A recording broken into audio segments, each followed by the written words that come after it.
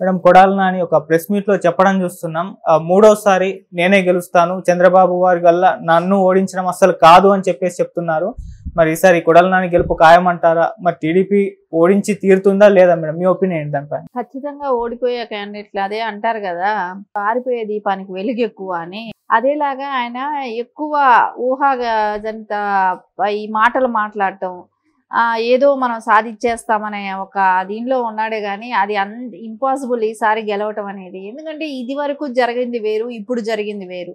So నువ్వు ఇది వరకు నువ్వు భువనేశ్వరి గారిని కానివ్వండి, నారా చంద్రబాబు నాయుడిని గారిని కానివ్వండి, ఇలా ఎప్పుడూ మాట్లాడలేదు. సో ఈ టర్మ్లో నువ్వు మాట్లాడిన మాటలే కానివ్వండి, అవన్నీ కూడా ప్రజలు చూస్తూనే ఉన్నారు. సో ఎందుకు గెలుస్తాడని ఆయనకు అంత ధీమా ఉందనేది నాకు అర్థం కావట్లేదు. ఎందుకంటే ఎక్కడా లేదు, ఎక్కడా వైసీపీ జగన్మోహన్ రెడ్డే భయపడుతున్నాడు, జగన్మోహన్ రెడ్డే గెలవలేకపోతున్నామని భయపడేటప్పుడు ఈయనకెందుకు అంత ఇదిలో ఉన్నాడు, ఆరిపోయే దీపానికి వెలుగెక్కులాగా రెపరెపలాడుతూ ఉన్నాడు. ఖచ్చితంగా అయితే ఆయన ఓడిపోయే ఆస్కారాలు పక్కా కనపడుతుంది. ఆయన అంటున్నాడు అమెరికా నుంచి దింపారు, నెక్స్ట్ టైం అంతరిక్షం నుంచి దింపుతారు అని. అంటే నీకు ఇక్కడ లోకల్ వాళ్ళు అయితే నీకు ఇంకా ఈజీ, నిన్ను ఓడించారు. అమెరికా నుంచి దింపిన వాళ్ళే నిన్ను గెలవగలిగితే అది ఆయనకి డిఫరెన్స్ తెలియాలి. సో నీ మీద అంత ఈజీగా ఓడించగలం అనే దానికి అమెరికా వాళ్ళని పెట్టారు. నిన్ను అంత కష్టంగా ఎదుర్కోవాలి, ఎంత కష్టంగా ఇది చేయాలనుకున్నప్పుడు లోకల్ వాళ్ళు తీసుకొని వచ్చి పెట్టేవాళ్ళు కదా. దానిలో నిన్ను ఓడించడం ఈజీ కాబట్టి ఎవరైనా ఓడించగలరనే ఒక దీంతోనే నారా చంద్రబాబు నాయుడు గారు అక్కడ వాళ్ళకి అవకాశమే కానివ్వండి, వాళ్ళకు కూడా అక్కడ ఉన్న పలుకుబడి అవి కూడా ఉన్నాయి కాబట్టి, అక్కడ లోకల్గా వాళ్ళకి ఒక క్యాడర్ కూడా ఉంది కాబట్టి, అన్ని రకాల వర్క్ చేయగలిగే ఇది కూడా ఉంది, వాళ్ళకి ఆ సత్తా ఉంది కాబట్టి ఇవ్వగలిగారు. కానీ కొడాలి నాని గారు ఎందుకు ఇలా ఇది చేస్తున్నారు, ఎవరిని అడ్డం పెట్టుకొని మాట్లాడుతున్నాడు, ఎవరి కోసం నువ్వు రాజకీయాలు చేసావు, నువ్వు ఇది వరకు కుటుంబంలో ఎలాగైనా తగాదాలు తీసుకురావాలని రకరకాల ప్రయత్నాలు చేశాడు. నారా చంద్రబాబు నాయుడు గారి కుటుంబంలో కూడా తగాదాలు సృష్టించేటట్టు కూడా మాట్లాడాడు, అలాంటి విమర్శలు కూడా చేశాడు. అది ఎక్కడా కూడా డైవర్ట్ అవ్వకుండా వచ్చింది ఇప్పటి వరకు.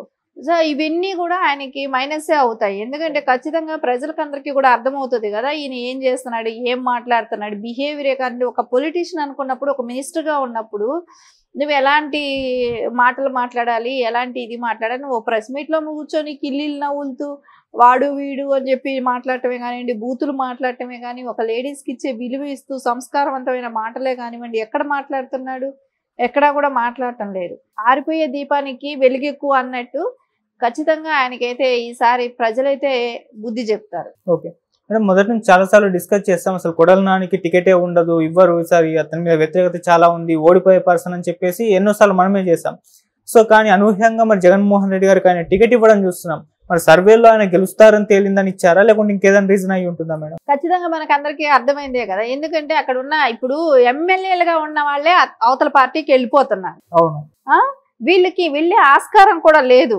సో ఆయనకి క్యాండిడేట్లకు కొరవ ఉంది, సో ఆయనకి క్యాండిడేట్లు లేరు. సో ఖచ్చితంగా ఆయన ఎవరి మీద ఇంకా వీళ్ళకి ఆస్కారం లేదు, ఆయనకి ఆస్కారం లేదు. సో ఇద్దరికి ఆస్కారం లేనప్పుడు ఎట్లా ఉంటుంది? ఖచ్చితంగా అక్కడే ఉండాలి, వీళ్ళకి అక్కడే ఉండాలి, ఆయనకి వాళ్ళ తప్ప ఇంకా వేరే గతి లేదు. ఇంకా వాళ్ళకే సీట్ ఇచ్చాడు. మిగతా వాళ్ళు ఎమ్మెల్యేలు అందరూ వెళ్ళిపోయారుగా, పక్క పార్టీలకి వెళ్ళిపోయారు కదా. ఎంపీలే కానివ్వండి, ఎమ్మెల్యేలే కానివ్వండి, ఎవరికి వాళ్ళు జంప్ అయిపోయారు కదా. అందుకని వీళ్ళకి అవకాశం ఉన్నా లేకపోయినా, వాళ్ళకి అవసరం ఉన్నా లేకపోయినా తప్పదు. ఇంకా ఖచ్చితంగా వాళ్ళు ఉండాల్సిందే ఒక పార్టీలోనే. ఆ పార్టీలో ఎలాగైనా ఓడిపోయే ఆస్కారాలు అయితే అందరికీ కనపడుతుంది, పుష్కలంగా కనపడుతుంది. ఓకే, అంటే వైసీపీకి అభ్యర్థుల కొరత ఉందంటారు మేడం? ఖచ్చితంగా వైసీపీకి అభ్యర్థుల కొరత ఉంది. ఎందుకంటే ఎమ్మెల్యేలు మనం చూస్తూనే ఉన్నాం, కాంగ్రెస్ లేకి వెళ్తారు, టీడీపీ లేకి వచ్చారు, జనసేనకి వెళ్ళారు, బీజేపీకి వెళ్ళారు, అన్ని పార్టీలకి వెళ్తున్నారు. సో వాళ్ళు ఎక్కడ ఒక్కరినైనా జాయిన్ చేసుకునే ఆస్కారం కూడా లేదు. ఒక ఎమ్మెల్యే కానీ, ఒక ఎంపీ కానీ, ఎవరు కానీ, క్యాడర్ కానీ, ఒక అట్లీస్ట్ సర్పంచ్ కూడా వెళ్ళి జాయిన్ అవ్వట్లేదు వాళ్ళ పార్టీలు. ఎందుకంటే ఇప్పుడు అధికారంలో ఉన్నా కూడా వాళ్ళ దగ్గర జాయిన్ అవ్వట్లేదు. అధికారంలో ఉన్న పార్టీ నుంచే వేరే పార్టీలు జంప్ అవుతున్నారంటేనే అర్థమవుతుంది ఓడిపోయే ఆస్కారం బాగా ఉందని. మరి ఆ వివేక మూవీ వచ్చి నిన్నే రిలీజ్ అయింది. అది రిలీజ్ అయిన తర్వాత ప్రజల్లో కూడా కళ్ళకు కట్టినట్టు కనపడుతుంది. ఎలాంటి పొలిటికల్ కోసం, ఎలాంటి సొంత వాళ్ళని ఎలా చంపుకున్నారు, ఇవన్నీ కూడా ప్రజలు చూస్తున్నారు కదా. చూసినప్పుడు ఖచ్చితంగా వాళ్ళకంటూ ఒక అవగాహన ఉంటది కాబట్టి, ఇంత దుర్మార్గంగా చంపటానికైనా కూడా సిద్ధమయ్యారు కాబట్టి ఖచ్చితంగా అయితే గెలిచే అవకాశమే లేదు. కొడాలి నాని ఆల్రెడీ అనౌన్స్ చేశారు 2029 ఎలక్షన్స్ నేను పార్టిసిపేట్ చేయను, ఇదే చివరి ఎన్నికలు అని చెప్పేసి. ఇక మరి దీంట్లో ఓడిపోయి ఎలక్షన్స్ పూర్తిగా రాజకీయాలకు దూరంగా జరుగుతాడా, లేకుంటే గెలిచి మళ్ళీ 2029 నాడు రాజకీయ సన్యాసం తీసుకుంటారంటారా? మీ ఒపీనియన్. ఇప్పుడే గెలిచే ఆస్కారం లేదు. ఇప్పుడు కానీ ఓడిపోతే నేను ఎందుకంటే 29కే నేను పోటీ చేయనండి, నేను ఇప్పుడు ఎందుకు నేను ప్రజల్లోకి తిరగాలని ఇప్పుడే ఇంట్లో ఉండిపోవచ్చు. ఆ ప్లాన్ తోనే ఆయన ముందే చెప్పడం జరిగింది 29లో నేను పోటీ చేయనని. ఇప్పుడు ఓడిపోతే ఇంకా చక్కగా ఇంట్లో ఉంటాడు, ఇంకా వచ్చే పని కూడా లేదు. ఎందుకంటే నేను 29 పోటీ చేయను కాబట్టి నాకు అవసరమే లేదు రాజకీయాలు అంటాడు. ఖచ్చితంగా ఆయన ఓడిపోతాడనే ఇది ఐడియాతోనే ముందే ఇట్లా ప్రీ ప్లాన్డ్ గా ఇలా మాట్లాడటం జరుగుతా ఉంది. ఓకే మేడం, లోకేష్ గారు ఎర్ర బుక్ లో అయితే కొడాలి నాని పేరు కంపల్సరీగా ఉండే తీరుతుంది. మరి ఇప్పుడు ఆయన ఓడిపోయి ఒకవేళ టీడీపీ జనసేన కూటమి అధికారంలోకి వస్తే కొడాలి నాని పరిస్థితి ఏంటంటారు మేడం?